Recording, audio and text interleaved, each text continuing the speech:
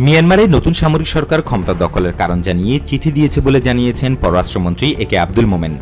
শনিবার ঢাকায় এক অনুষ্ঠান শেষে সাংবাদিকদের প্রশ্নে তিনি বলেন, তারা একটি চিঠি দিয়েছে আমাদের রাষ্ট্রদূতকে এবং সেখানে তারা বলেছে কি কারণে তারা টেক ওভারটা করেছে। এরপরে আমরা আর কোনো তথ্য পাইনি।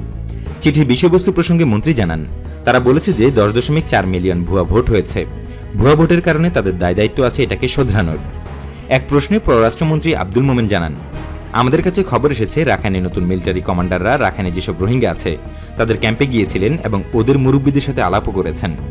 তখন ওরা তাদের অভিযোগের কথা বলেছে যে তারা চলাফেরা করতে পারে না। তখন নতুন সরকার বলেছে যে আমরা আস্তে আস্তে তোমাদের অবস্থার পরিবর্তন করব, ধাপে ধাপে তোমাদের অবস্থান পরিবর্তন হবে।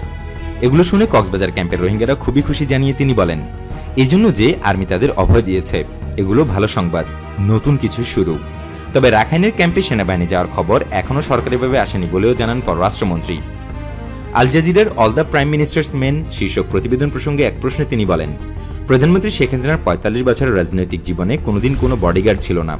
বডিগার্ড ছিলেন সব নেতাকর্মীরা। কোনোদিন আমরা দেখিনি উনি পয়সা দিয়ে বডিগার্ড রেখেছেন।